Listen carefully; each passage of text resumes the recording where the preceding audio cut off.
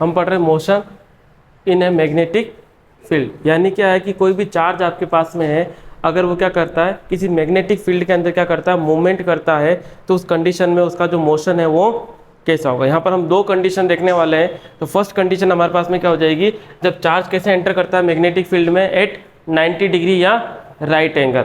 अच्छा, right angle eight means क्या होगा कि चार्ज की जो वेलोसिटी है और जो मैग्नेटिक फील्ड है दोनों के बीच में एंगल कितना होगा, 90 डिग्री होगा।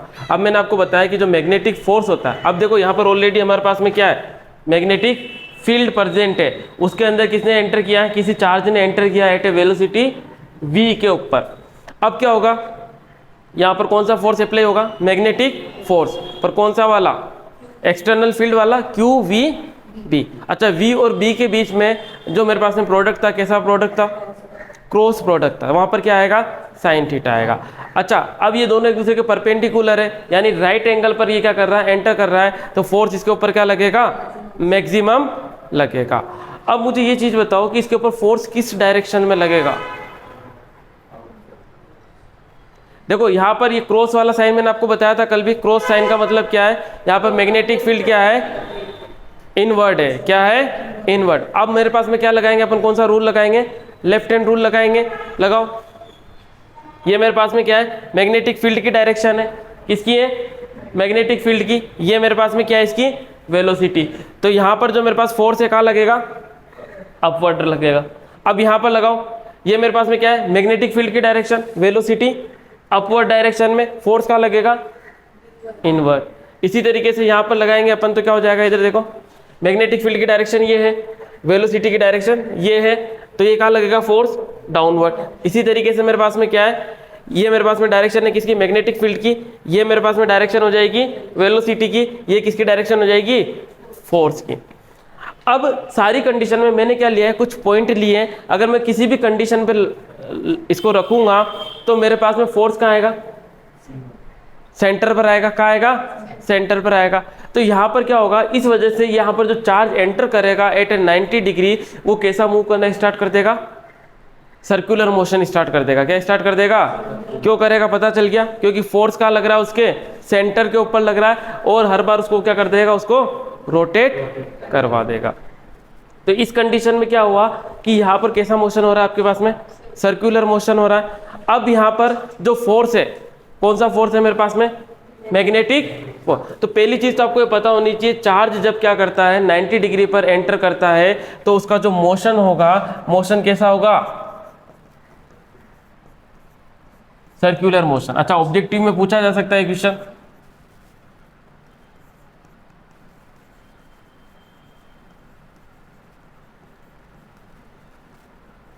सर्कुलर मोशन होगा। अब मुझे बताओ कि यहाँ पर सर्कुलर मोशन हो रहा है, तो यहाँ पर जो फोर्स है वो कहाँ है, टूवर्ड्स द सेंटर है। फोर्स कहाँ लग रहा है, टूवर्ड्स द सेंटर। ऐसा और कौन सा फोर्स है जो सेंटर की तरफ लगता है, कौन सा फोर्स होता है, सेंट्रीपिटल फोर्स होता है ना। सेंट्रीपिटल फोर्स क्या होता है, टूवर्ड्स द सेंटर। यानी यहाँ पर मैग्नेटिक फोर्स तो लग ही रहा है, पर ये मैग्नेटिक फोर्स किसके बराबर होगा, किसके बराबर होगा, तभी तो सर्कुलर मोशन कर रहा है। अगर मान लो ये सेंट्रीपिटल फोर्स के बराबर नहीं होता, क्या सर्कुलर मोशन हो पाता, नहीं हो पाता। तो दूसरी चीज हमको क्या पता चली, यहाँ पर जो फोर्स अप्लाई हो रहा है मैग्नेटिक फोर्स, वो किसके बराबर है, सेंट्रीपिटल फोर्स के बराबर है। यानी आपके पास में जो मैग्नेटिक फोर्स होगा वो किसके बराबर होगा, सेंट्रीपिटल फोर्स के बराबर का। अब मेरे पास में जो मैग्नेटिक फोर्स है वो क्या है मेरे पास में, क्यू वी बी। क्या है मेरे पास में, क्यू वी बी क्यों लगाया हमने, क्योंकि हम किसके अंदर बात कर रहे हैं, एक्सटर्नल मैग्नेटिक फील्ड के अंदर। और सेंट्रीपिटल फोर्स क्या होता है, किसके बराबर होता है, 11th में पढ़ा है, mv² बाई r। क्या होता है, mv² बाई r। तो अगर क्या है मेरे पास में, इक्विलिब्रियम की कंडीशन के अंदर क्या होगा कि ये जो मैग्नेटिक फोर्स होगा ये किसके बराबर होगा, सेंट्रीपिटल फोर्स। अंडर इक्विलिब्रियम मेरे पास में क्या हो जाएगा, Fm इजिकल टू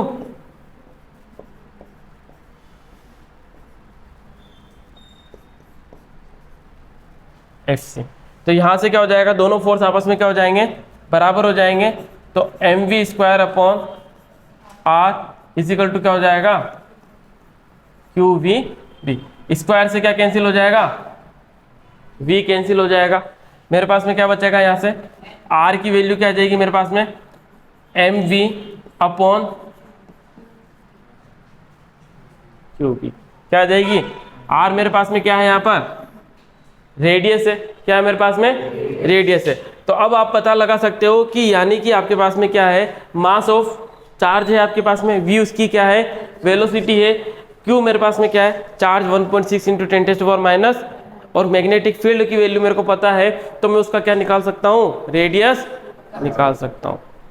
ठीक है, तो कितना बड़ा सर्कल वो बनेगा ये हम पता लगा सकते हैं। तो ये मेरे पास में पहली चीज आएगी, किसके लिए, कौन से फोर्स के लिए, जब ये परपेंडिकुलर क्या कर रहा है, चार्ज एंटर कर रहा है, या राइट एंगल के ऊपर क्या कर रहा है, एंटर कर रहा है। अब सेकंड कंडीशन हम क्या लेंगे कि चार्ज जब किसी एंगल के ऊपर एंटर कर रहा है, मान लो थीटा एंगल बिटवीन 0 और 90, अगर 0 एंगल होगा तो वैसे भी आपका मैग्नेटिक फोर्स क्या हो जाना है, 0 होना है, क्यों, sine 0 is equal to, but 0 और 90 के बीच में कुछ ना कुछ तो वैल्यू आएगी, वो वैल्यू कितनी आएगी वही हम देखेंगे। पहले हमने क्या देखा था, जब चार्ज ने कैसे एंटर किया था, राइट एंगल पर एंटर किया था, तो मोशन था वो कैसा था हमारे पास में, सर्कुलर मोशन। क्यों था पता चल गया, क्योंकि उसके ऊपर जो फोर्स लग रहा था वो कहाँ लग रहा था, टूवर्ड्स द सेंटर, तो उसका जो मोशन था कैसा बना, सर्कुलर मोशन बना। अब अपन ने क्या एज्यूम किया है कि लेट सपोज अगर आपके पास में जो चार्ज है वो कैसा एंटर कर रहा है, एट एन एंगल थीटा के ऊपर एंटर कर रहा है, किसके ऊपर, थीटा के ऊपर। अब आप देखो ये आपके पास में ये मैग्नेटिक फील्ड है और ये आपके पास में वेलोसिटी वेक्टर है। अब यहाँ पर देखो, यहाँ पर जो इसने एंटर किया है मैग्नेटिक फील्ड के अंदर, ये किस एंगल पर किया है, थीटा एंगल के ऊपर, किसके ऊपर, थीटा एंगल के ऊपर। यहाँ से इसने क्या किया है, ये मैग्नेटिक फील्ड की डायरेक्शन है और उसके और इसके बीच में एंगल कितना बन रहा है यहाँ पर, थीटा एंगल। अब थीटा एंगल पर इसने क्या किया है, एंटर किया है, तो अब ऑब्वियस सी बात है इसके जो वेलोसिटी के होंगे वो कंपोनेंट होंगे। कौन कौन से कंपोनेंट होंगे, हॉरिजॉन्टल कंपोनेंट भी होगा और वर्टिकल कंपोनेंट। तो यहाँ पर ये मेरे पास में वेलोसिटी था, इसका हॉरिजॉन्टल कंपोनेंट क्या हो गया, वी पैरेलल आ गया। वी पैरेलल मींस क्या हो गया, मैग्नेटिक फील्ड के कैसा है, ये पैरेलल है। और ये कैसा आ जाएगा, वी परपेंडिकुलर। वी परपेंडिकुलर यानी मैग्नेटिक फील्ड और वेलोसिटी के बीच में एंगल कितना है, दोनों डायरेक्शन में कंपोनेंट होंगे इसके, क्योंकि रिजल्टेंट ये है, तो एक एक्स एक्सिस में होगा और एक वाई एक्सिस में होगा, तो मेरे पास में दोनों कंपोनेंट। अब मुझे ये बताओ, एक तो 90 डिग्री पर फोर्स लग रहा है, यानी एक तो क्या हो रहा है आपके पास में, जब 90 डिग्री के मेरे पास में क्या है, वेलोसिटी और इसके बीच में एंगल है, तब ये इसका मोशन कैसा हो रहा होगा, सर्कुलर हो रहा होगा। यानी ये वाला जो मेरे पास में फैक्टर है, इसको कैसा मोशन करवा रहा होगा, सर्कुलर मोशन। बट ये वाला जो मेरे पास में फैक्टर है या कंपोनेंट है, वी पैरेलल वाला, ये इसको कहाँ ले जा रहा होगा, आगे की तरफ। तो ये देखो सर्कुलर मोशन भी हो रहा है, साथ में डिस्प्लेसमेंट भी हो रहा है। यहाँ सिर्फ क्या हो रहा था, सिर्फ और सिर्फ सर्कुलर मोशन हो रहा था, बट यहाँ पर कोई शिफ्ट हो रहा था क्या, नहीं। अब यहाँ पर क्या हुआ कि इसके दो कंपोनेंट है, एक कंपोनेंट तो उसको क्या करवा रहा है, सर्कुलर मोशन करवा रहा है, और दूसरा कंपोनेंट इसको कहाँ ले जा रहा है, आगे की तरफ ले जा रहा है। इसी जो आपके पास ये जो आपका सिस्टम बना है, ये आपके पास में ये जो चीज बनी है, इसी मोशन को हम क्या बोलते हैं, हेलिकल मोशन। इसको क्या बोलेंगे अपन, तो यानी इसमें क्या होगा, मोशन कैसा होगा, सर्कुलर प्लस आपका लीनियर, क्या होगा आपका, लीनियर मोशन भी होगा और सर्कुलर मोशन। इसी कंबाइंड फॉर्म को क्या बोलेंगे हम, हेलिकल मोशन बोलेंगे। अब यहाँ पर दूसरी चीज ये है कि हेलिकल मोशन तो हो रहा है ना। अब यहाँ पर क्या होता है कि जैसे आपके पास में दो सर्कुलर मोशन हो रहा है, जैसे आपके पास में क्या एक रिंग होती है ना, स्प्रिंग, सॉरी क्या होती है, स्प्रिंग। तो स्प्रिंग के अगर दो आपके पास में जो सर्कुलर वायर है, उनके बीच का जो डिस्टेंस है वो क्या कहलाएगा, यहाँ पर ही पिच कहलाएगा। क्या कहलाएगा, पिच कहलाएगा। तो इन दोनों के बीच की जो ये डिस्टेंस होगी, ये क्या कहलाएगी आपके पास में, पिच। अच्छा, पिच मेरे को किसकी वजह से मिलेगी, कौन से कंपोनेंट की वजह से मिलेगी मुझे, हॉरिजॉन्टल कंपोनेंट या फिर पैरेलल कंपोनेंट की वजह से मुझे पिच मिलेगी। अब जो पिच होगी वो कितनी होगी बताना मुझे। पिच एक तरीके से क्या है, डिस्प्लेसमेंट है। क्या है मेरे पास में यहाँ पर, डिस्प्लेसमेंट है। या फिर वी पैरेलल है, तो वी पैरेलल क्या हो जाएगा मुझे बताना, पिच इंटू स्पीड क्या, वेलोसिटी क्या होता है, डिस्टेंस इज इक्वल टू क्या होता है, स्पीड इनटू टाइम। स्पीड तो क्या आ जाएगी v पैरेलल, और टाइम क्या हो जाएगा, t हो जाएगा। लेट सपोज उसको एक मोशन कंप्लीट करने में टाइम कितना लगता है, t टाइम लगता है। कितना टाइम लगता है, t टाइम। अब यहाँ पर कुछ चीजें हमको और ऐड करनी पड़ेगी। इसी के साथ में हमने r निकाल लिया था, mv इज इक्वल टू क्या आया था मेरे पास में, qb आया था। अब रोटेशनल मोशन यहाँ पर भी हो रहा है, तो यहाँ पर ओमेगा इज इक्वल टू क्या होता है बताना, 2 पाई एफ। क्या होता है, omega is equal to 2 pi F होता है। अब मुझे ये बताओ कि यहाँ पर लीनियर वेलोसिटी और एंगुलर वेलोसिटी के बीच में रिलेशन क्या होता है। ओमेगा क्या है यहाँ पर, एंगुलर वेलोसिटी है। तो लीनियर और एंगुलर वेलोसिटी में रिलेशन क्या होता है, 11 में पढ़ा होगा, v is equal to R omega. अच्छा आर की वैल्यू है मेरे पास में, क्योंकि सर्कुलर मोशन हो रहा है तो यहाँ पर आर की वैल्यू तो सेम रहने वाली है। आर की वैल्यू क्या पुट कर देंगे, M V by Q B. तो v इज इक्वल टू क्या हो जाएगा मेरे पास में, M V by Q B into omega. Q v से v कैंसिल, तो यहां से मेरे पास में ओमेगा इज इक्वल टू क्या हो जाएगा, क्यू बी अपॉन एम। अच्छा ओमेगा इज इक्वल टू में क्या लिख सकता हूँ, 2 पाई एफ लिख सकता हूँ। तो यहाँ पर क्या हो जाएगा, 2 pi F is equal to क्या हो जाएगा, Q B upon M. F क्या हो जाएगा यहाँ से मेरे पास में, Q B upon 2 pi M. अच्छा एफ क्या है यहाँ पर, फ्रीक्वेंसी। फ्रीक्वेंसी और टाइम में क्या रिलेशन है, फ्रीक्वेंसी क्या होता है, 1 अपॉन टाइम। तो यहाँ पर क्या हो जाएगा, एफ को क्या लिख सकता हूँ मैं, 1 अपॉन टी। तो क्या हो जाएगा मेरे पास में यहाँ पर, क्यू बी अपॉन 2 पाई है। तो टी की वैल्यू कितनी आ जाएगी मेरे पास में यहाँ पर,